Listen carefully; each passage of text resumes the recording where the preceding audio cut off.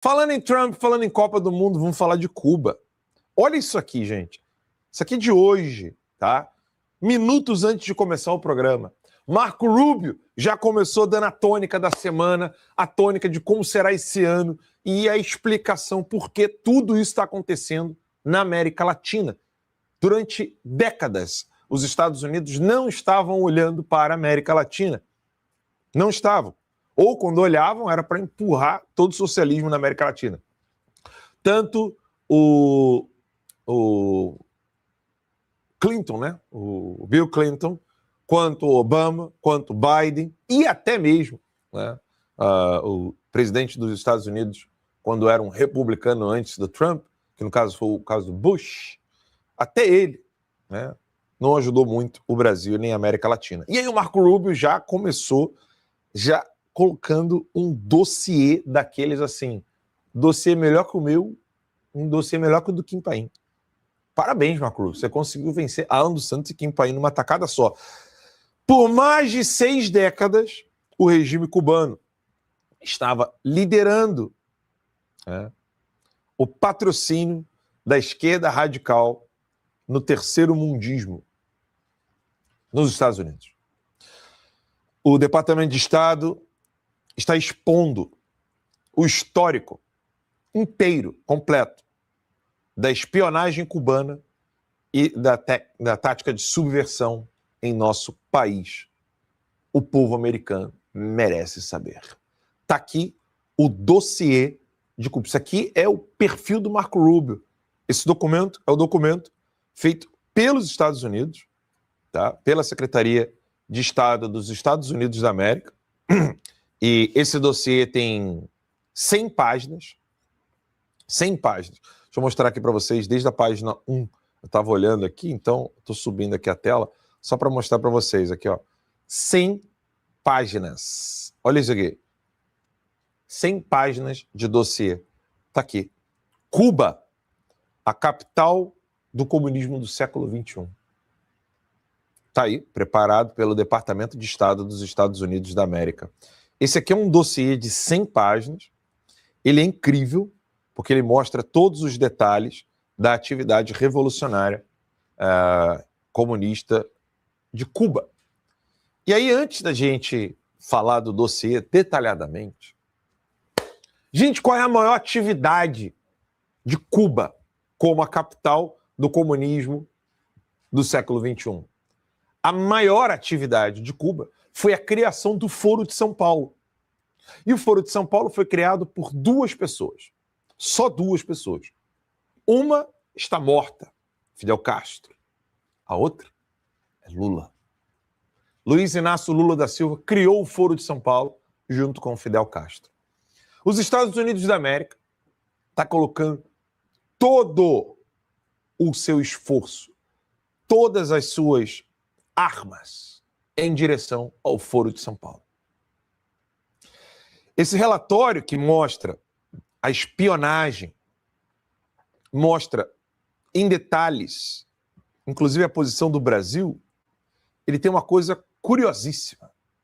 Vamos procurar aqui pela palavra Brasil nesse relatório. Eu vou mostrar para vocês em detalhes. Aqui está Marighella, 2 vezes citado, né? Aqui, ó, duas vezes a palavra Marighella no documento. E o texto que está na tela, em inglês, é o seguinte. Está ali, Congresso dos Estados Unidos da América, Comitê da Câmara sobre Segurança Interna. Está ali, ó. A teoria e a prática do comunismo em 1972. Da Brigada Venceremos. E aí o texto começa da seguinte maneira. Carlos Marighella foi o fundador de um grupo militante comunista que realizou uma série de ataques terroristas. A gente sempre falava isso aqui na timeline, no Terça Livre, que o que o Marighella fez foi ataque terrorista. Outra pessoa também sempre falava que eram ataques terroristas. Sabe quem é essa pessoa? Jair Messias Bolsonaro. Ele falava que Marighella praticava ataques terroristas. Agora, é um documento oficial da Secretaria de Estado dos Estados Unidos da América. No dia 20 de julho de 2026, falando a mesma coisa. Conectem os pontos, tá?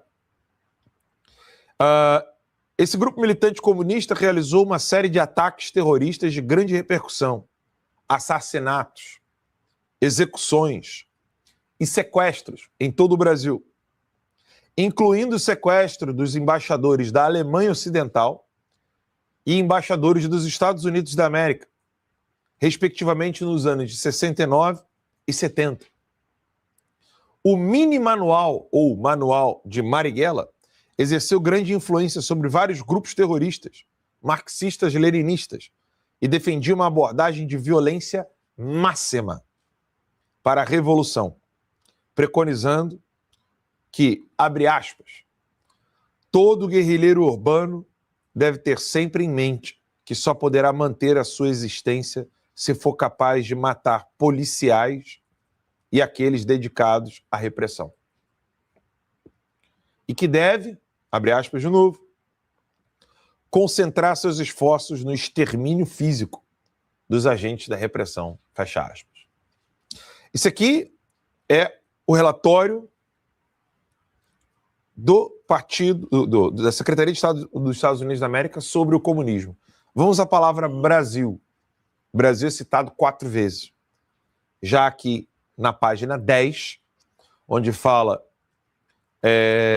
onde Cuba participou com as suas organizações em conferências tricontinentais. E aí começa ali, 3 continentes, e aí mostra todos os grupos, eventos, melhor dizendo, que Cuba participou com seu serviço de inteligência. Vamos à segunda menção. Na segunda menção, está aqui mostrando o que grupos cubanos fizeram. Tá? A tradução desse texto é: grupos apoiados por Cuba já começavam a colocar essa solução em prática. Qual solução? Olha aqui, ó. A solução de matar pessoas que não querem a revolução. E aí diz, quase imediatamente após tomar Havana, em janeiro de 1959, Fidel Castro começou a planejar ataques armados contra governos vizinhos. Neighboring. Eu vou traduzir como vizinhos, tá?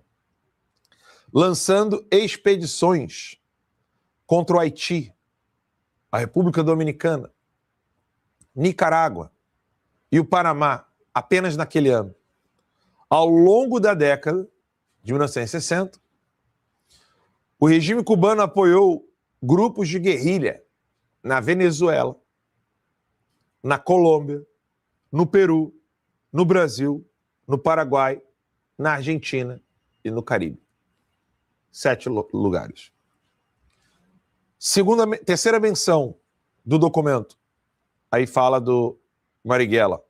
E a quarta menção, o ativista Tiago Ávila, do PSOL, com destaque no relatório sobre o serviço de inteligência cubano. O Tiago Ávila, que foi preso, ele está ali com kefir árabe, né? Vocês podem ver aqui na imagem. Tiago, no relatório da inteligência dos Estados Unidos da América. Está ali. Ativista brasileiro balança a bandeira cubana a bordo do Vessel, quando Maduro chega no México. Parte do Nuestra América Convoy. Aí mostra depois como que Cuba recruta esses grupos e essas ONGs para fingir que estão fazendo trabalho humanitário. O relatório, ele é grande, ele é enorme, e a gente preparou aqui para vocês uma apresentação sobre esse dossiê. Então, antes da gente iniciar a leitura do relatório, curta, compartilhe, confira se você está inscrito e convide seus amigos, porque esse relatório não está sendo falado pela imprensa brasileira. De novo, Eu vou colocar aqui o tweet do Marco Rubio na tela para que vocês possam ver a urgência disso aqui. Pode colocar na tela aí o tweet do Marco Rubio. Urge falar disso. Enquanto isso, a imprensa brasileira está em silêncio. Não tem ninguém falando disso. Eu fico impressionado mesmo. Parece que assim, se você não assistisse a timeline, pergunta para o seu amigo, colega, você está sabendo do relatório que Marco Rubio fez desmascarando Cuba? Para aquele seu amigo que só assiste o Globo, fica lendo Estadão, Folha de São Paulo. Pergunta se ele tem ideia do que está acontecendo. Enquanto o mundo celebra a Copa do Mundo, está aí os Estados Unidos mostrando o que realmente quer fazer com Cuba e o comunismo na América Latina. Para quem ainda está meio por fora, quem é Marco Rubio? Marco Rubio ele é filho de cubanos. Americano, nasceu aqui, é um grande político aqui na Flórida, senador pela Flórida, várias vezes, e ele nunca engoliu o marxismo e o socialismo cubano.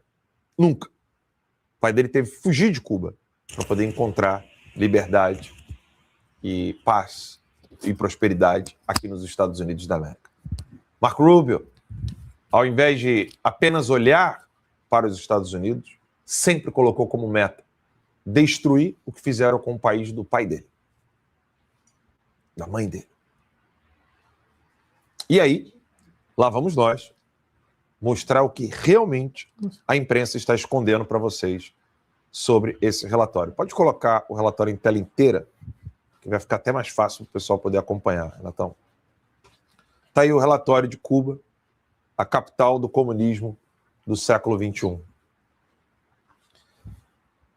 Aí eles colocaram como linha de montagem, mas qual seria a melhor palavra para linha de montagem? Eu colocaria como a estrutura, né, a engrenagem da nova esquerda e a engenharia da subversão americana.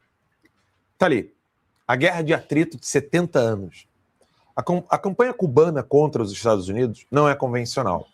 Sem capacidade militar para um conflito armado direto, a Havana aperfeiçoou um novo modelo de guerra longa, com espionagem cibernética e espionagem humana, infiltração institucional, redes de procuradores, que é a proxy, que é como o Brasil hoje funciona para a China e para Cuba, infraestrutura revolucionária.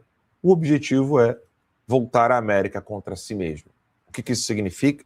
Fazer com que os americanos briguem entre si, achando que estão lutando pelos Estados Unidos da América.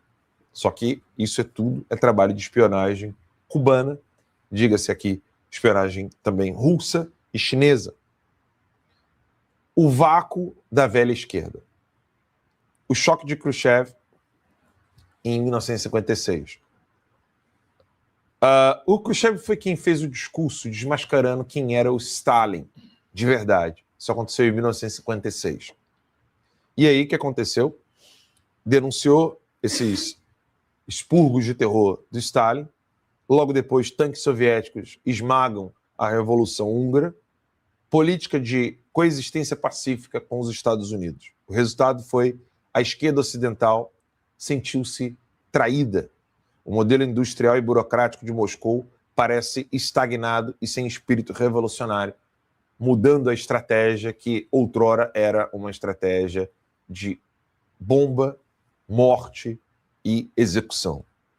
Com isso, em 1959 ainda teve a transferência do poder ideológico. Fidel Castro marcha sobre Havana, oferecendo à esquerda global aquilo que Moscou havia esquecido: o zelo missionário satânico.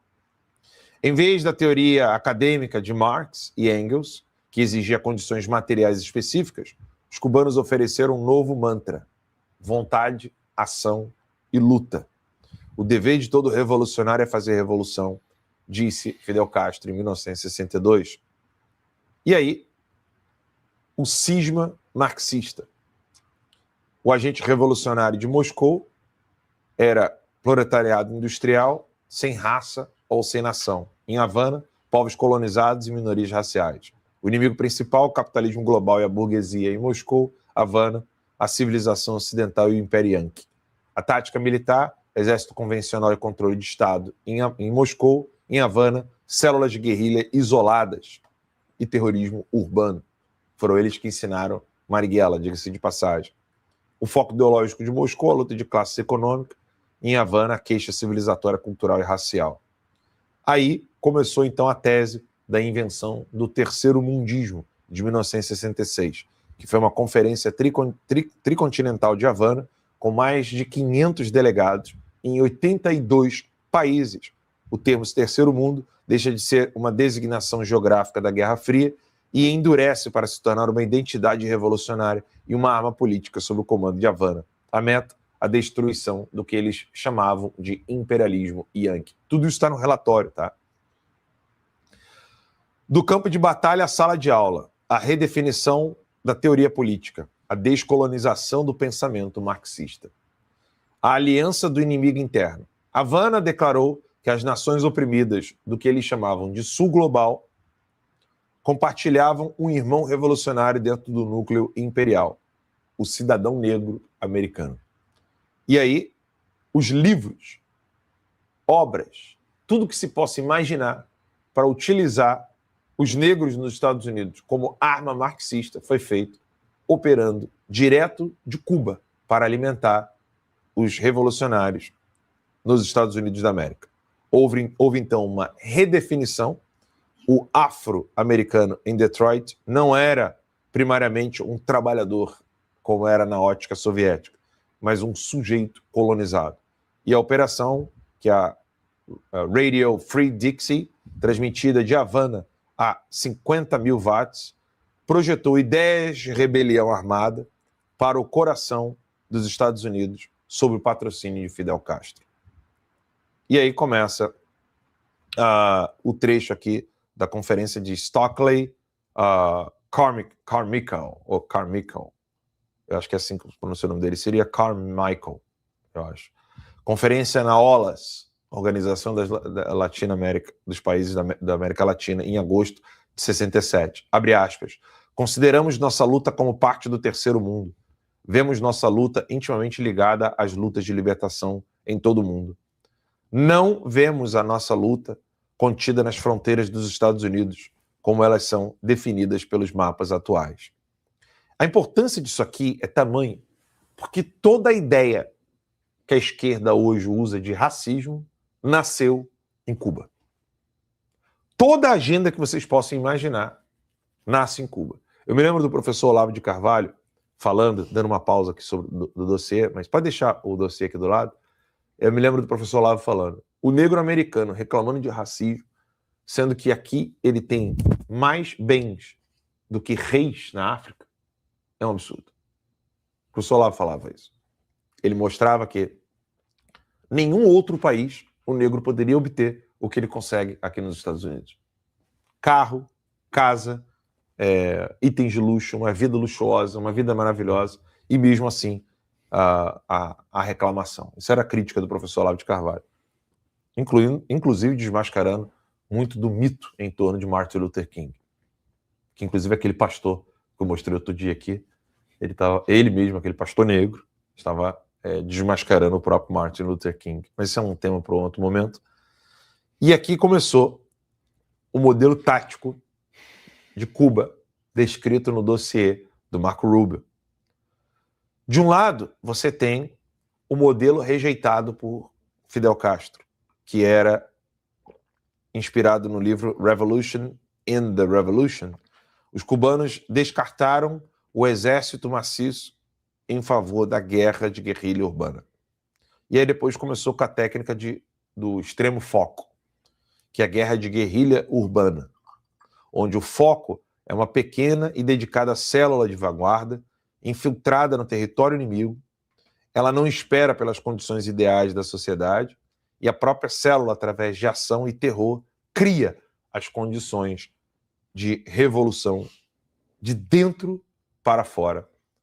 E aí vocês estão imaginando ali como, por exemplo, a propagação viral, a injeção do discurso, da narrativa, e aqui dali faz um grupo se implodir por causa dessa nova tática de Cuba, que é 2, 3, muitos Vietnãs.